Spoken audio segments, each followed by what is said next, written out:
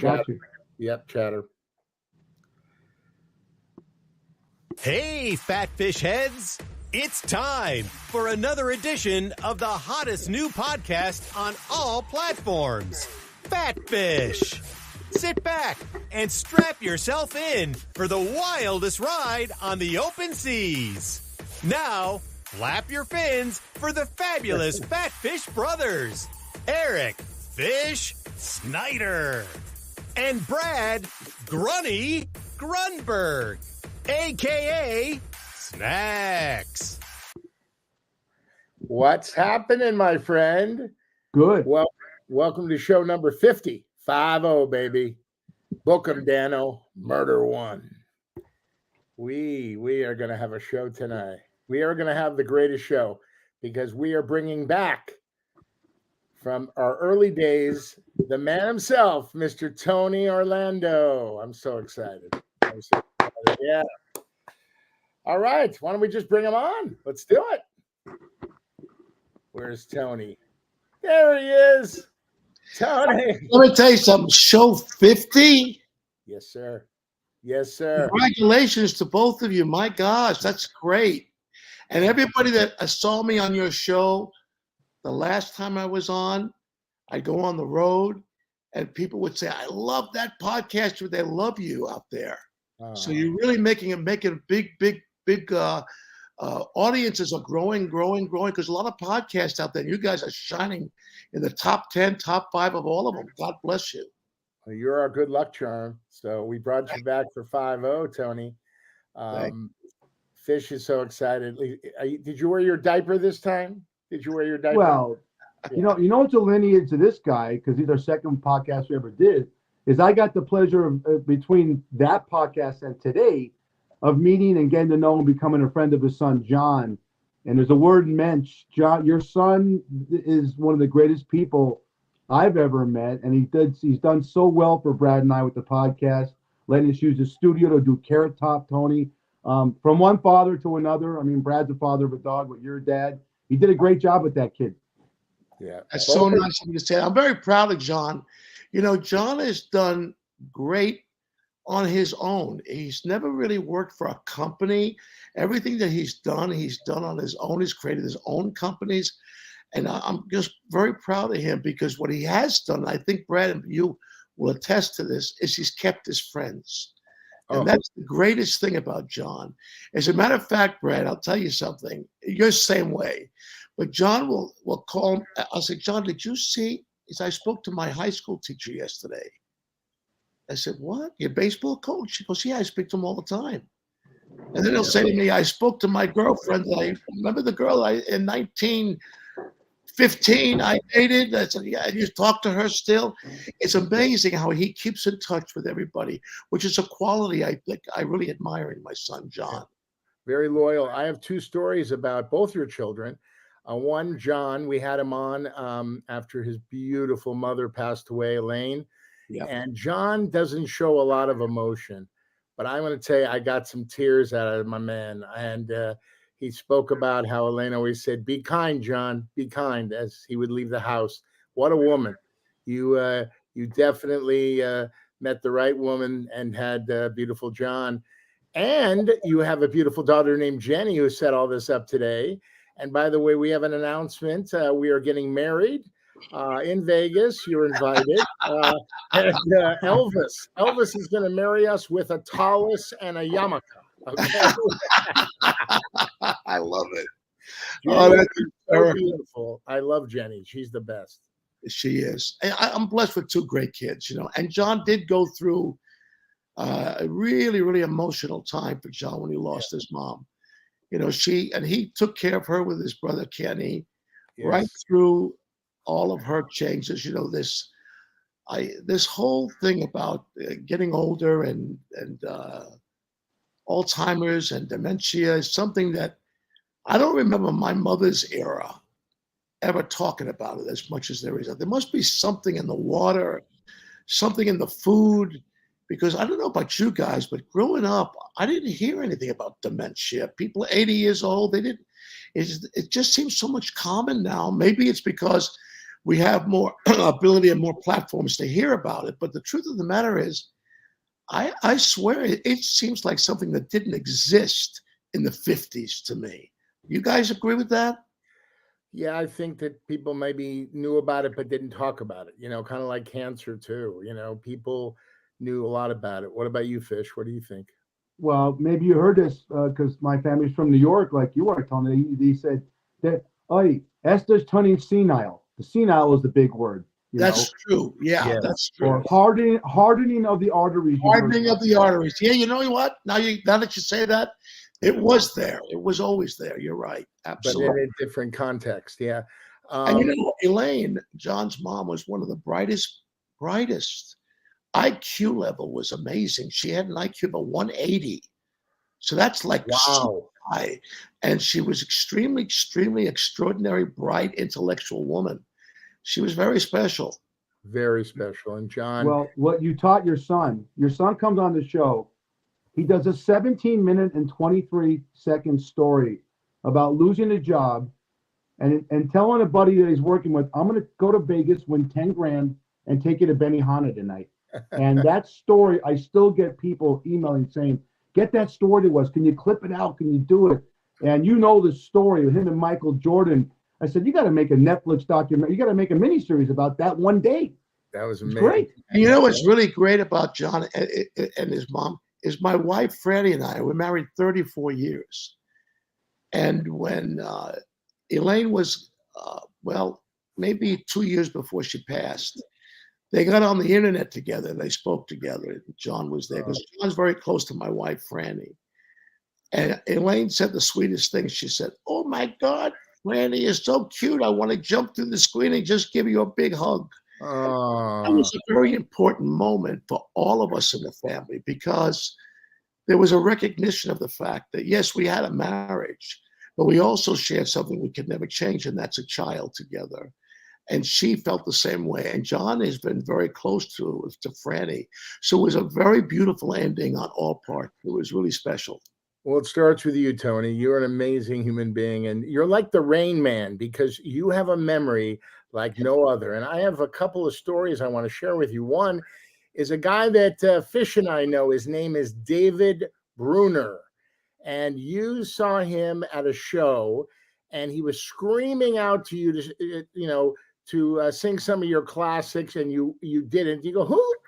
What the? Who is this guy? Get up here. Do you remember this story? Yeah. And it was a great story because he came up on stage. He brought his mom and his mother-in-law and his wife and had a great time. And he just sang songs with you. I think he sang Pennsylvania Polka. And then 5 years go by. It was Roll Out the Barrel, actually. Oh, it was okay. There you go, Rain Man. There you go. And then 5 years later, he showed up again, and same thing. And by the way, as he was leaving the first time he saw you, he goes, "Oh my back!" And you're like, "Are you okay, David? Are you okay?" He goes, "Yeah, my back's killing me from what was his line? My back is killing me from carrying the show tonight." And then 5 years later, you're having backstage and this and that, and then as he's leaving, as you visit with your, after the show, meet and greets, you say, "Hey, David, how's your fucking back now?" Yeah. Love it. I mean, yeah. A lot of people have been calling me about the documentary on George Carlin. I don't know if you watched that documentary, you guys, but I had the opportunity of being asked to be on it because I had a very close relationship with George, and it's amazing the response that people had gotten because they didn't know that myself and George were very close. And as a matter of fact, the reason I think it had impact was because if you remember, Carlin went through a pretty slow period when the 7 Dirty Words came out. So there were no bookings for him. He was literally blackballed out of Vegas. They wouldn't hire him. wow. He was off television. He couldn't get any television. And I had at the time a show in the last 2 years at CBS on the network called The Rainbow Hour.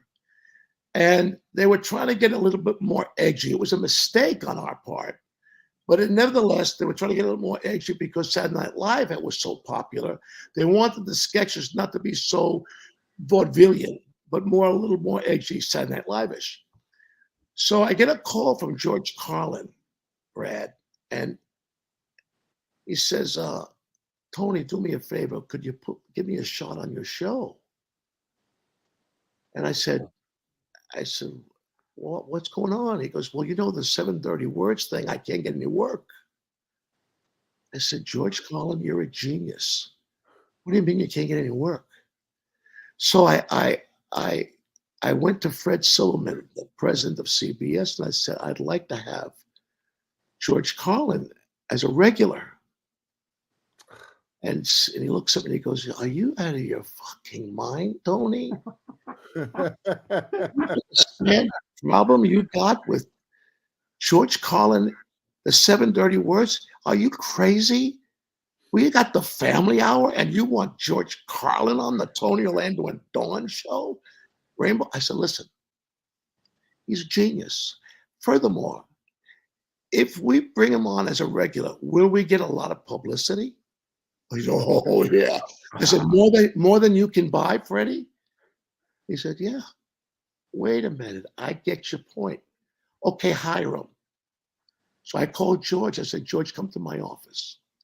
Comes to my office. I said, now cut your hair down a little bit. Clean up just a little bit. Don't shave the beard. Just keep it nice and close. I said, and promise me that when you come on, you won't be coming up with stuff like that. He said, Tony, I can't believe whatever you want me to do. Wow. I said, okay, now here's what we're going to do. We're going to do 5 minutes, and I'm going to say it's time for George.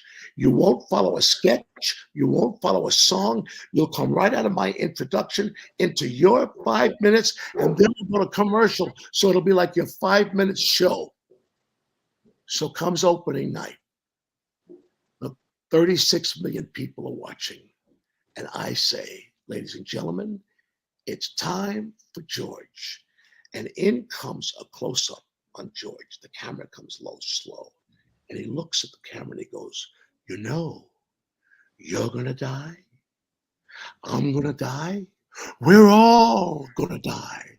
And I look up to the booth where the director's in, and I can see Freddie Silverman going like this. And I can see the suits from CBS going, oh my God, he's talking about death.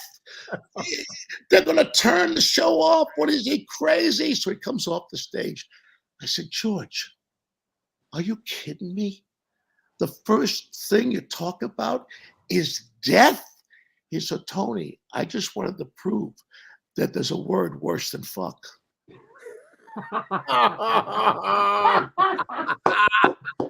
and the point was well taken because they really got so upset, like he had said the F word, the F-bomb, and he just said death. But death to them was a no-no, you know?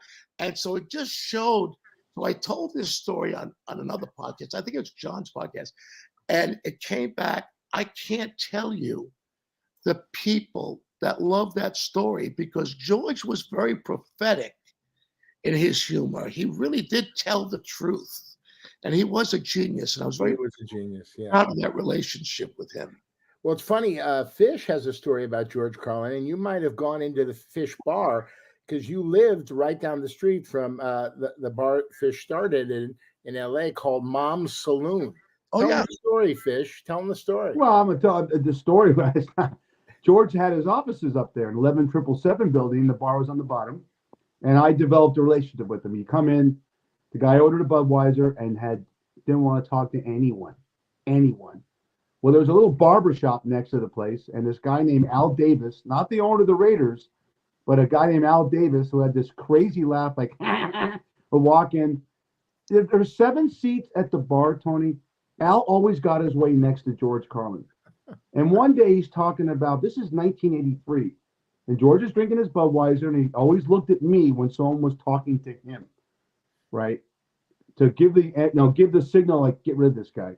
And Al's talking about that women were coming into his barbershop to get their vaginas trimmed with his scissors, right? And George, he gets up and leaves. The guy comes in about a week later, and George walks in with a present, and he gives it to Al, and Al goes, "This is for me." One of those nervous laughs, right? And he opens the present, and there's a bunch of all kinds of underwear in there. And he says, "You look," and George says, "The girls must have taken their underwear off. Did they put them back on again?" And he's doing it with a straight face. We're all on the ground laughing. He goes, "This is great. I don't know what happened to underwear."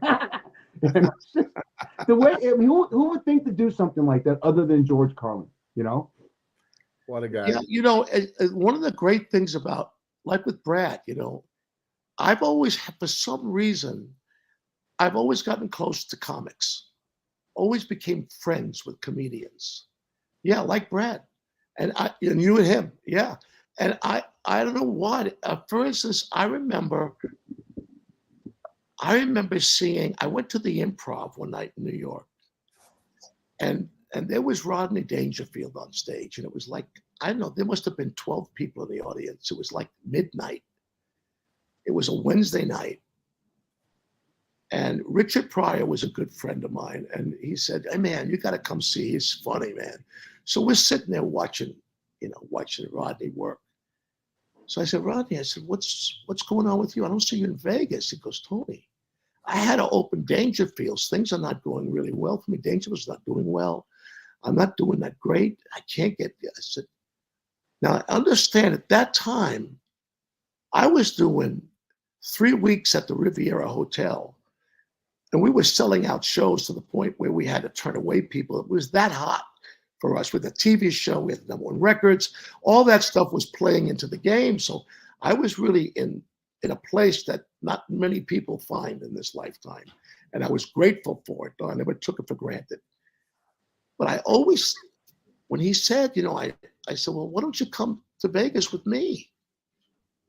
So he said, "What do you mean?" I said, "Well, why don't you come and open for me?"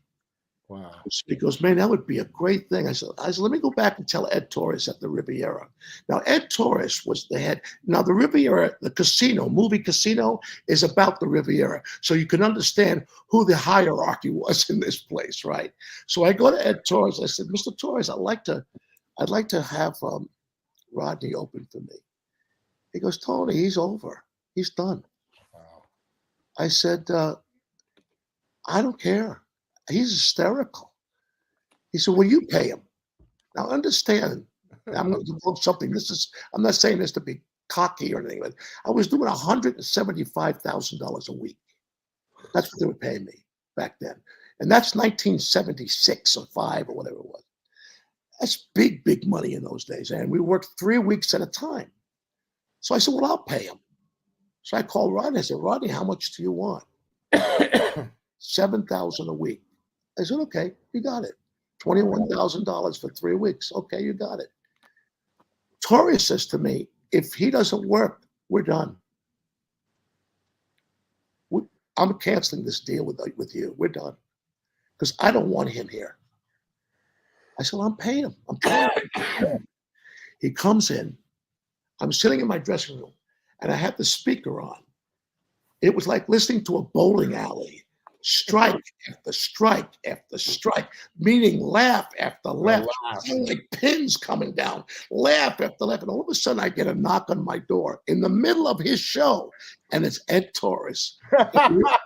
He walks in, he goes, "I'll pay him," and he closes. Those are the great moments, because I was able to think that me, little Tony Orlando, was able to help geniuses like Dangerfield, like, the story I told about Carlin. What a great gift God gave me, not only for me, but for me to be able to open the door again for guys like that no one will ever forget. We will never forget George Carlin. We will never forget Rodney Dangerfield. Absolutely.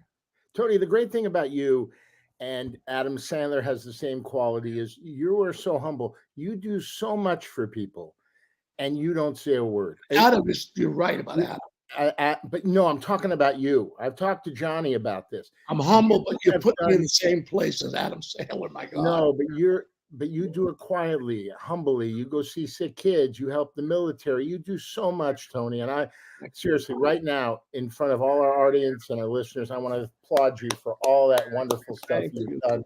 Well, you know, as I come down to the end of my run, I'm now 64 years in show business. So my first hit record was with Carole King in 1961. I was 16 years old. I'm 79 years old. I headlined in Vegas for 54 years. Wow. This is a dream came true that I could never have dreamed, that would ever imagine. That I would have been happy with 64 hours in show business. That's how much I love the industry. And as I come down to the end of my career, I realize the thing that's most important to me is that I was able to take the success that God blessed me with and be able to help veterans. Like for 50 years, I've been working on behalf of veterans. I'm told that with our free shows in Branson for 25 years and around the country, around the world for veterans, I've raised somewhere between 150 and $200 million. Wow. That's a great, that is the most satisfying thing of all. Of all the things that you could take all the gold records and all the award, forget it. That's really what, and Adam does that. Adam helps people quietly. Yep. Here's a guy who I understand has made $3 billion with a B dollars for Sony Films. No comedic actor has ever done that in our history. He never forgets, like guys like you, Brad, or me. He put us in That's My Boy together. Yes. And he does it with such love and heart. Then 33 years, I worked with Jerry Lewis, co-hosted the telethon with him for 33 years. If anything about this business of ours is that we're able to take the success that God blessed us with and that the audiences blessed us with and turn it into good like that. Because when I look back on my career, and thank you for acknowledging it, really and truly, when I look at what is it worth? Other than a Mercedes and a nice house, right. What did I do with this blessing? And that's the truth. The baggage that I carry most, that's the lightest and the proudest, it beats a Louis Vuitton, is what I was able to do for veterans and for muscular dystrophy. Money does not buy happiness, but the happiness that you have bestowed on people with your celebrity is the greatest gift of all, Tony. I'm telling you. It is. It is. And if anybody knows that, it's you, because you have that heart, Brad. And you being his partner, you know I'm right. Oh, he has a huge heart too. That's why you care about people. I remember when you walked up to me and showed me the film of your sister on the film, saying how much she loved me and how much she wanted to meet me, etc. Honest to God, Brad, that goes to the deepest part of my heart. I'm not kidding you. That means more to me. I have a relationship with him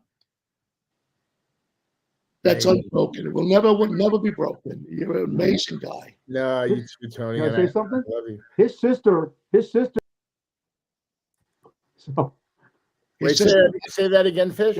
Your sister is ready to leave her husband for Tony. You know, it's still a love affair. Brian's the best, but Tony, hey, can I jump in, Tony? Because I have so many people that write in emails, and they're so excited about you coming on. We're so blessed. But a lot of your success happened with these two ladies, and they want to know how you started with Tony Orlando and Dawn. Can you go over that for our audience, please? Sure. Well, if you look, as you look at the screen, on the left, that's Thelma Hopkins, and on the right, that's Joyce Vincent. Now, it's an amazing thing what happened with them. They were the background singers on Heard It Through the Grapevine with Marvin Gaye. They did Shaft with Isaac Hayes. Wow. It was Thelma who said, "Shut your mouth," when he said, "John Shaft, he's a bad mother." She went, "Shut your mouth," which is a classic recording, right? So all of the backgrounds on all the four Tops records was Thelma Hopkins and a group called the Andantes and her cousin Joyce Vincent, who you saw in that picture with Thelma.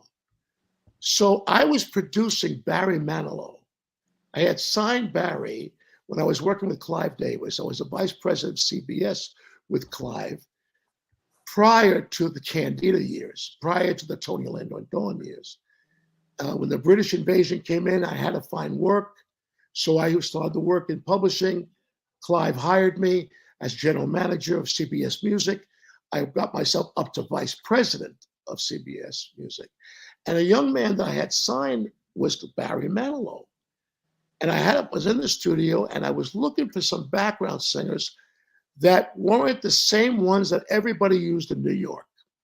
So I found out that Hot Buttered Soul was working at the Apollo Theater with Isaac Hayes, which was Thelma Hopkins and Joyce and one other girl.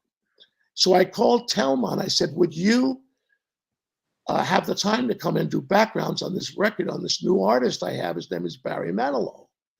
Now understand that when I had called them, this is going to sound complicated, Candida was number one already, and Knock 3 Times was number one already. But I did not want to tell anybody that I was the lead singer of a group called Dawn, because I was vice president of CBS, and I wasn't about to let that job go, because I did those 2 songs as a favor for one of my best friends.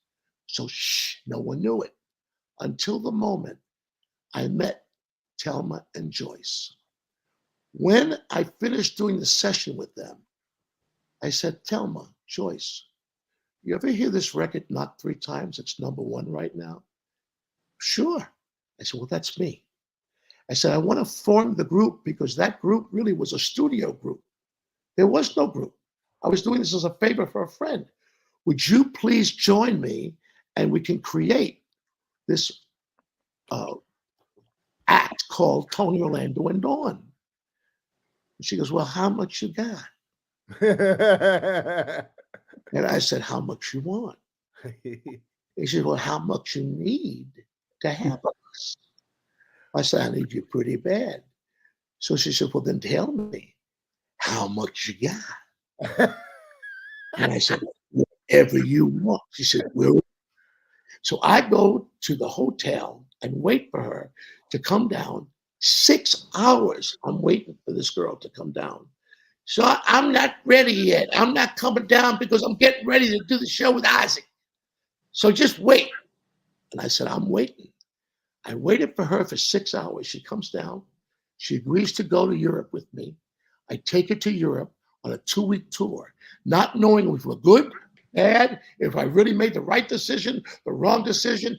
We go into a club in Mallorca, Spain, because I wanted to break it in when no one knew us. And we got 3 standing ovations. And now we go to London. We do a show called Top of the Pops. And the guy says, this is the hottest response we've ever gotten for an act ever. I said, we're ready to come back to America. We came back to America, and the rest was history. I knew in my heart that when we cut Yellow Ribbon, after we cut it, that I had a number 1 record. And I said to Thelma and Joyce, we're going to have a television show. And Thelma said, there are no television shows because the variety shows were dead at the time. They were considered over, except for Carol Burnett. Dean Martin was gone. Cher had gotten divorced, so the Sonny and Cher show was over. CBS comes to me and said, we want to put you on in the summer. If you get high ratings, you have a television show. And the rest was history. Wow. Those moves happen in succession in almost lightning speed. So when you say, how did it happen? It's in retrospect now, I realize that a career that became a network television show, 36 million people watching every Wednesday night, the first and only primetime multiracial group to ever have a primetime television show, a Puerto Rican and 2 Black women on at 8 o'clock at night, when that never would have thought what could have happened. Never got 1 bad letter, racial letter, nothing. We stood tall. And I have to tell you that meeting them in retrospect was a miracle, because there was no way I could have said, let's start a group. It just was one happening after the next. And when I look back on it now, the only thing I can credit is divine intervention, because it was a complete accident. I was already on my way to becoming a president of a record company. I was already on my way. I was already enjoying a vice president seat in one of the biggest companies in the world under a genius in Clive Davis. So when I met Telma and Joyce, when you say, what was that like? It's impossible to describe because it's one miracle after the next. And in retrospect, I have no answer for you. I don't know. All I can say is this didn't happen. But there's Does that make any sense? but I believe no coincidences in life. I think the universe made that happen. From record executive to international superstar. Unbelievable. And you know something, Brett? I never saw high school. Where do I come off an 8th grader becoming a vice president of a company like CBS? Only in this country, only in America can that happen. Okay? I never saw high school. I didn't know how to open a file cabinet in the office my first day at work. I was embarrassed to tell my secretary, how do you open this thing? You know, there's a little tiny little thing that you push to the side and then open. I'm doing embarrassingly. I'm doing like this. I never wrote a business letter. I never made a deal. And here I am, hired by one of the great geniuses of our industry in Clive Davis, and excuse my dog. And next thing I know, he's telling me to shut up already. I know. But the truth of the matter is, it's a story that's hard to tell because in retrospect, it's one miracle after the next. No one would believe what happened to me. Really? Why now, Tony? You and Franny sat down and said, because you have the greatest line in your show, tell us why you decide this is it. You're going to go on to do different things. Why are you retiring on March 22nd at the Mohegan Sun Arena in front of 10,000 people? That will be your last show. Tell us why, and why is it now? You just know. You just know.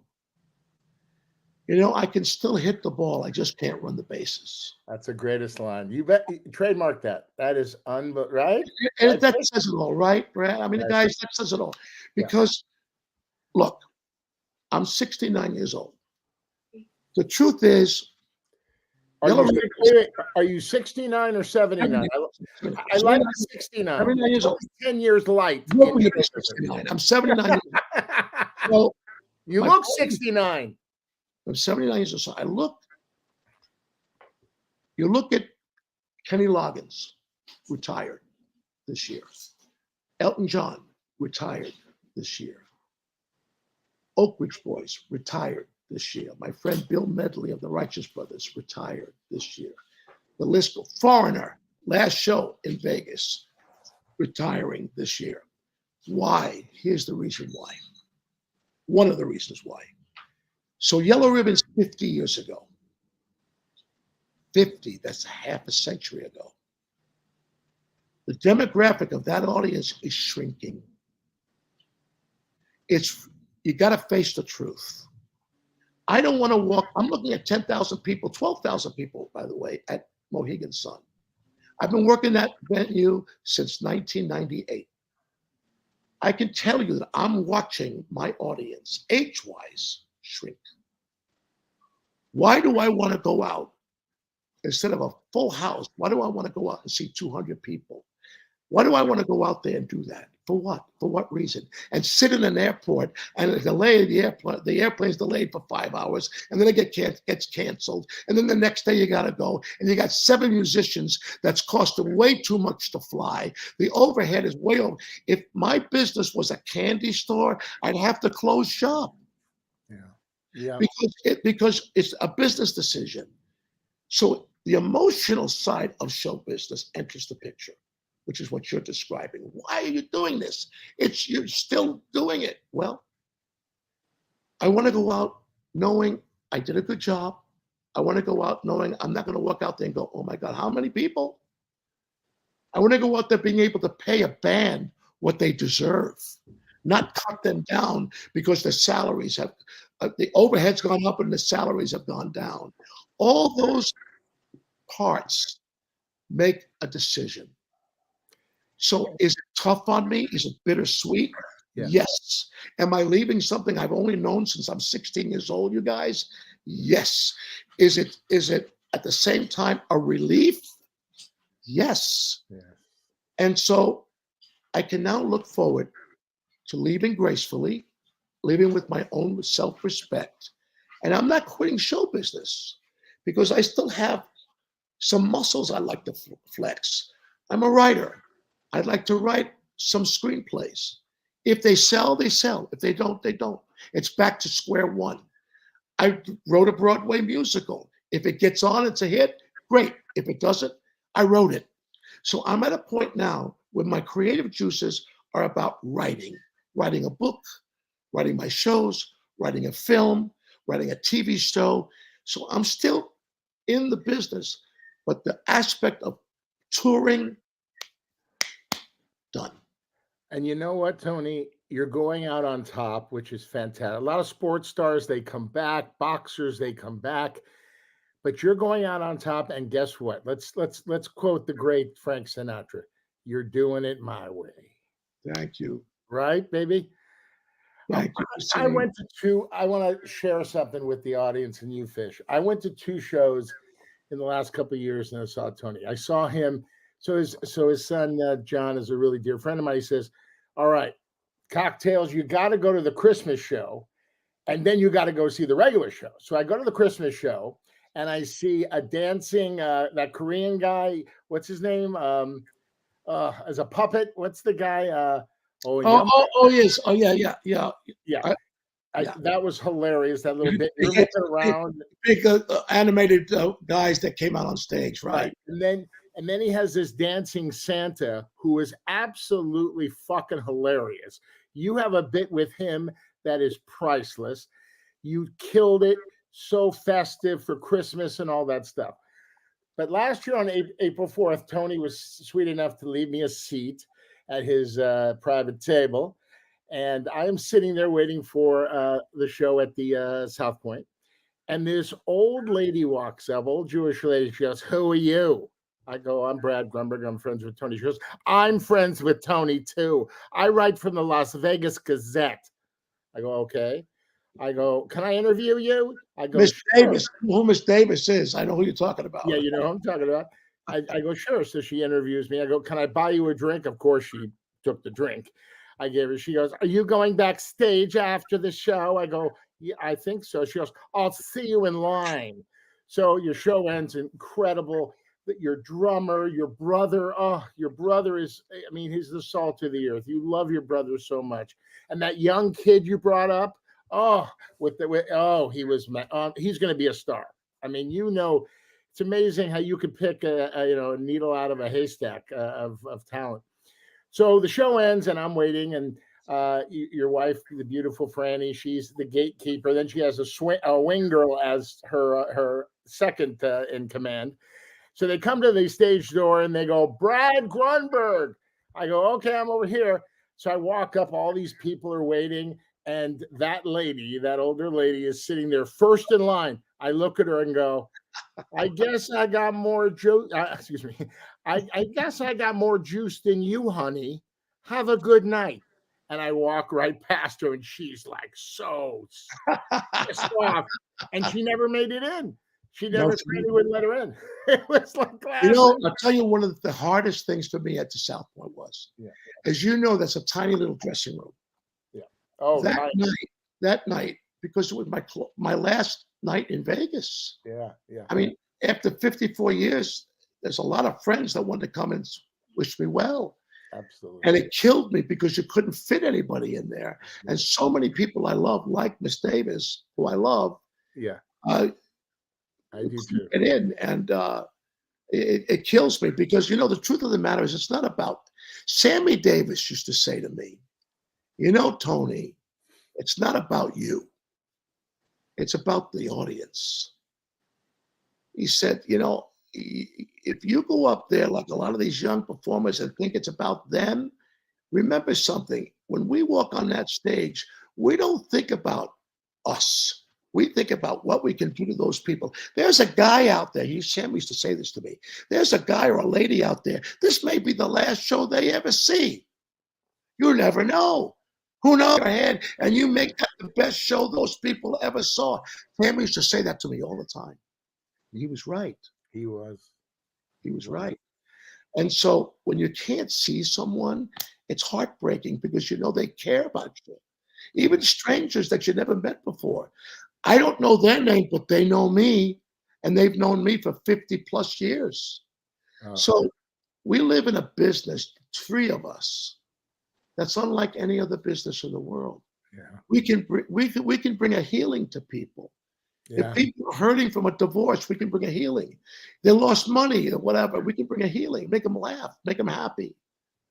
Yeah, I went back there. I went back.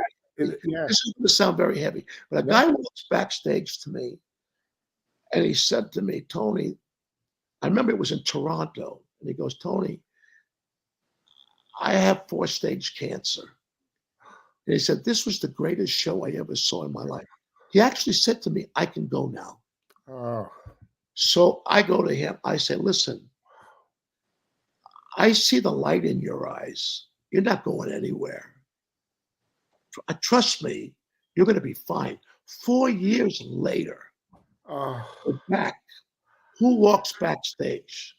That guy with a big smile on his face. And he goes, Tony, I'm cancer free. You were right. And he said, and you know what? It's still the greatest show I ever saw. So when you experience something like that, as you guys both know, we don't live in an ordinary business. We don't. We're minstrels for God. We stand on a corner. It's called a stage, and we bring a certain kind of emotional, spiritual healing to people through a song, through a joke, through a dance, through a play, through an acting performance. We're used by them to look up and go, oh, God, that made me feel great tonight. Because, you know, as an audience, the three of us, it's happened to us. We've gone in and we've seen shows where we walk out going, man, I was feeling terrible. But that show that Sinatra put on tonight just blew me away. I feel so good after seeing him sing My Way. Yeah. You know, Tony, an extraordinary, very special business. When I went back, Fish, to the dressing room, we had a little That's My Boy reunion. Tony Orlando, Mr. Snacks here, and Will Forte. Yes, that's right. And we were just chopping it up about Sandler and the great times we had. Maybe you could put that picture up at the reunion, Fish. Tony, that's us at the reunion. Yeah. In Westwood, we had the That's My Boy reunion at the Fox Theater, and there's Tony looking so good. Look how studly he is. Look at that. Was that the red carpet night? Yeah, that was the red carpet. That was the red carpet in Westwood. Yeah, and you look so sharp, buddy. Look at you, you stud. I remember that shirt because I think Franny bought me that shirt, and I said, "Want me to wear a red shirt?" She goes, "Yeah, you stand out on the red carpet. The red carpet, wear a red shirt." So I never wear red because I remember that night. Did I ever tell you? You got a minute about that night? You got a second? Of course. By the way, you used all the George Hamilton products. You were looking so good with that tan. George Hamilton provided you with all his products. Yeah, at the reunion. I mean, at the premiere. Sorry. So my mom, 83 years old at the time. How old? She was 83 at the time. Okay. She's gone now. Sorry. That night, what a woman. 2 or 3 days before the red carpet, she goes, "So I'm going, right? I'm going to go to the red carpet, right?" I said, "Ma, you can't go to this movie." I said, "Why?" I said, "Ma, I say things in this movie. I can't sit next to you." Now, here's the reason why. There was a line in the movie which was, "We're going to get our dicks sucked in the movie," and I had to sit in. I'm not going to sit next to my mother and next to my daughter, and no way. So I called Adam. I said, "Adam, listen, I know that you have 4 seats reserved. I didn't realize you had a seat for my mom.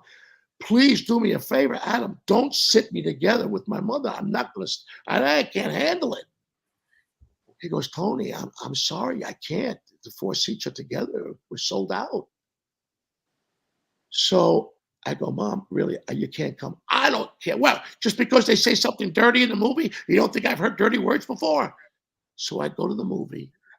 We sit together. Here comes that scene. I start to shrink in the seat. I got my daughter to my right, my mother to my left. All of a sudden, I hear, we're going to get our dick sucked. And I hear the whole audience laugh. And my mother has the loudest laugh of all. Oh, I love it. Off. And I go, Mom, you don't mind that scene? She goes, mind. That's the funniest fucking thing you've ever said. And my mother never used the F word. She never said shit in front of me. And then I turn to my daughter and I go to my daughter, you know what that means? And she goes, Dad, listen to me. That wasn't you. That was your character speaking. You did that good a job. She saved my butt, my daughter. She saved my butt. But that was funny because to have my mother in that movie, that movie is all right. Yeah. Okay. So she loved it. She loved it. Isn't that movie, by the way, has become a kind of a cult that we were in. It is. We were in a very special film there. Oh my gosh, it was so much fun to do. That's the one thing with the Sandman. He makes it. You do the work. He takes comedy very seriously, but it's such fun. It's the ride is so. It makes you feel with the endorphins. It's like you can't wait to get to the set because you're going to laugh and have a good time, and that's what the Sandman wants you to do and wants you to experience. So much fun. He's one of the kindest guys ever. To be that big a mega star, movie star, and not have any attitude, no ego trips, nothing. Just a good man who remembers his friends like you and me. Oh, he's very loyal. And call him, and I'm sure it's the same with you. You get an answer right away. It could be this much of an answer, Love you, Tone. Yeah. Love you, Tony. Tony. Exactly. Right. He always replies. Always. He's a great guy. One thing I love about Sandman and people like him and like yourself is that all good comes to those who give so much. And absolutely. Sandman touches lives, and you're both very humble people. You don't tell, like I said earlier, you don't tell people what you do. Those are Tom Cruise, another one. Keanu Reeves, another one. These people give and give and give and give. And they're very well off and all. They deserve it. They deserve it because they spread it out. They help people less fortunate. They help people in need. And that's something. I don't know if you agree with this. I'm going to ask you both this question. So both of you give me an answer on it. Young performers today, I don't think they give to each other like we used to. I mean it. What I see is Kanye West putting down Taylor Swift, and then we would fight to help the other performer. I remember Sammy and Frank and Dean sitting down with me, giving me advice, taking me into the dressing room, spending 3 hours with me after a show, worrying about how my show went. I remember Jackie Gleason calling me every single week after he watched my television show and say things like, hey, Tony, the sketch was funny, but don't ever wear a silver zipper on a black tuxedo again. It's the most ridiculous thing to wear. Caring about the littlest. And I see performers today not doing what Adam did for you and me, not doing what Sinatra and Dean and Sammy did for me or Jerry. I don't see it. I see this. I see it's my album. It's my show. It's my moment. Am I wrong? Am I just an old guy not seeing that it's the same? No. And that my era is different? Fish, you answer that question and then I will follow. Well, you brought up something apropos when you said that you don't want to do a show for 200 people. And I deal with young kids all the time. And just to prepare for this interview, of the kids that work in my restaurant that I work in, none of them knew who Motown was.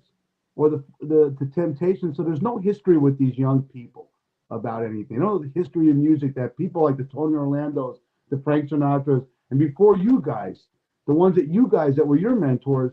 So in the younger generation, it's all about entitlement. It's all about me and agendas and TikTok. Could you imagine if you had social media back in 1975 when you were working with your act and doing your show? I mean, they have a lot of advantages, but it's all about me. I agree, and I'll tell you something. It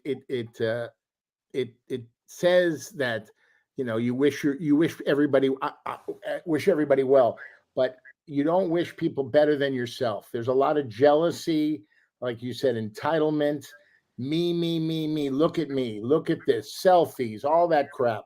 You help people, I help people, Fish help people. There's nobody helping anybody. They're all cutthroat, and that's the bad thing. Kanye West is an idiot. Wait, can I jump in on something, Tony? Can I jump in on something? I want to ask you, because you're a legend. You're retiring. You've been in this business for over 60 years.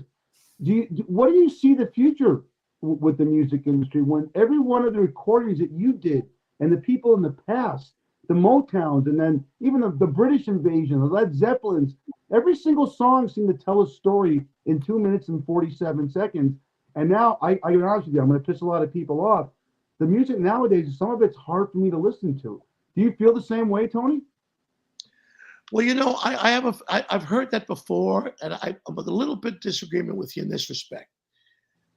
I think that some of the writing today and some of the talent today and some of the musicianship today literally exceeds my era. Now, remember, I started with Carole King, Jerry Goffin, Barry Mann, Cynthia Weil, Simon and Garfunkel. We were all in the same office, Neil Diamond, all of us in the same place. The difference between then and now is everything is categorized. Everything is there's a box for hip hop. There's a box for old hip hop. There's a box for contemporary country. There's a box for traditional country. There's a box so you really don't know what the music is out there. All you got to do is go to your preference of a box, your preference of that kind of music. So you're not hearing the eclectic radio stations you grew up with anymore. You could listen to a record by somebody in Motown, and they say, and at the same time, Elvis Presley at the same station, on top 40 station. That doesn't happen anymore. So your ear is not hearing the good stuff because it's not out there in front of your face like it was when you and I were growing up. So there really is some great writing. I'll give you an example. You take someone like Kanye West. If you listen to Kanye West's product, he's a freaking genius. He's a genius. Absolutely, no question about it. The guy is a genius, a musical genius, by the way, not just a rap guy, but you listen to for instance, his religious album, you sit there and your mouth will fall to your chest. His musicianship is scary. Then you go over to someone like Taylor Swift. You look at Taylor Swift lyric and you go, this is just not an ordinary lyricist. This is a poetress. This is someone very special. This one is not writing boom, boom, and rhymes. She's writing stories. She's writing a story like, if you look at it, it's a mini play or a mini movie. This is a woman that goes to Japan and works for 92,000 people. They show up and they can't speak English. And they show up to see Taylor Swift and they sing every one of her songs. So today's categories are so specific and into boxes that you and I, us older guys who remember listening to Sam Cooke and listening to Supremes and listening to Marvin Gaye, all on the same station, and Elvis and some instrumental that was a hit in the movie like Summer Place or something. That doesn't play no, so you're not really hearing all the music. You're only hearing, you don't even know where to go to listen to your music when you think about it. Like I don't know where to go. I have to find my special category. When we were growing up, we had everything. So here's the deal. The musicianship in the studio today is better than ever. The writing today is better than ever. To write hip hop today, you try it. You try and write rhythm to words. It's not notes to words, it's rhythm patterns to words. It's fucking mind bending to try to write hip hop as a writer. It's mind bending how some of this stuff comes out of them. So, my long answer to your story is yes, I love our era better. I love the way the music was presented to us, but we're suffering because we don't hear the whole picture. We don't. And when you listen to the whole picture, you're able to go to all these platforms and you start really dissecting it.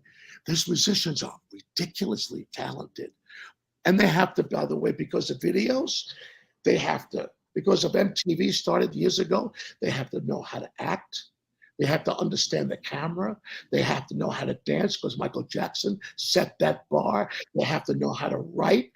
Because it's self-writing. Writing your own self is important. Singer-songwriter is important today. In my day, it wasn't important. Sinatra never wrote a song in his life. Sammy never wrote a song in his life. Tony Orlando never wrote one of his hits in his life. But today, you better write your own stuff. If you've ever gone to the internet and watch some of these kids on TikTok or on any of these platforms, the talent is mind-boggling. You sit there and go, how is it that this kid is not a superstar or that girl is not a superstar? It's unbelievable. But you and I, because we're used to listening to stuff all at once, we're not going to those categories. We're not breaking it down to hip hop, traditional country, adult contemporary. We're not. So we don't know where to go. So we're kind of left out there. But what I'm talking about is not the talent as much as the attitude. Yeah. Attitude is ugly.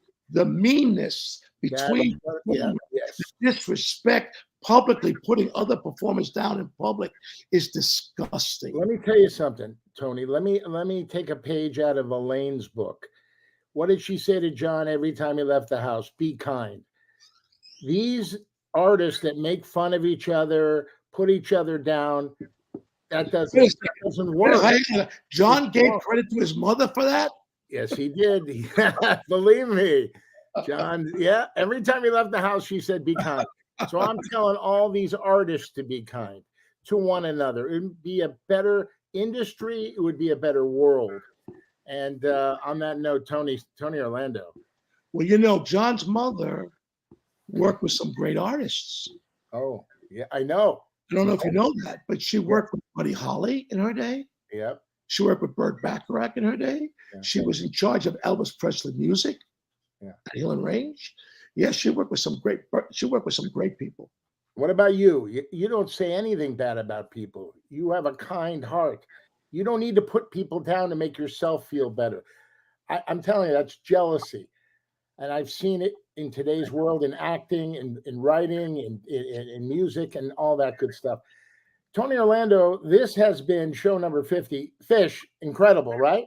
This guy. I talk too much. I know you don't talk too much. I got to get one last thing in. Yeah, sure. Not only blessed to have this guy that I know Brad talks about you, Tony, like an older brother that you take a bullet for. But today is the 43rd anniversary of the Miracle on Ice, one of the greatest sporting events in American history. And we got an American icon with Tony Orlando right now. So yes, I like the symmetry, that kind of stuff. So do you believe in miracles? Yes, Tony Orlando. Tony Orlando on our 50th. Can I just say something to both of you? Yes. That I look forward to this today. Because if you talk about kindness, that's what the two of you are. If you talk about the way you've treated me, you, Brad, when you come, you send me texts that make me cry. You send me love through the mail that meets my heart and my soul. Believe me when I tell you, this is not a podcast. This is a love cast. I'm honored by being on here with you. Thank you for the privilege, and thank you for being my friends. Always and ever. Good health and happiness and retirement. And I'm going to talk to your son and your daughter. How about a documentary about your life? Has that ever been done? It's coming. Oh, good. Thank If you. you need us, we're available. Tony, you're the salt of the earth. God bless you. Thank To you, two sir. of you. God bless you. Say hello to the family. I will say a little tip for you. Number 50 in the books. I think Dave Linden, take Son-in-law. us home. I think he thinks he's going to be my future son-in-law. I got a funny feeling. Yeah, Jenny. Elvis is putting on his outfit. I love you. I'll see you at Elvis's place in Vegas. I'm marrying Jenny. I'm so excited. I love you, Brad. I love you. You too, Tony. You'd make one great son-in-law. Oh, man. Jenny would You make already me are like You couldn't. Before we go, you couldn't afford to feed him. Trust me. We can't afford. We can't do a craft services on this show. No one will take the gig. You know, it's crazy. Bring us home there. Bring us home. You've been listening to the Fat Fish Podcast, heard on all your favorite platforms. Until next time. Love you. My grandma, we love you. My nanny loves you. Thank you, Tony Orlando. Show number 50, baby. yes, 5, 10, 20, 30, 50. Wow.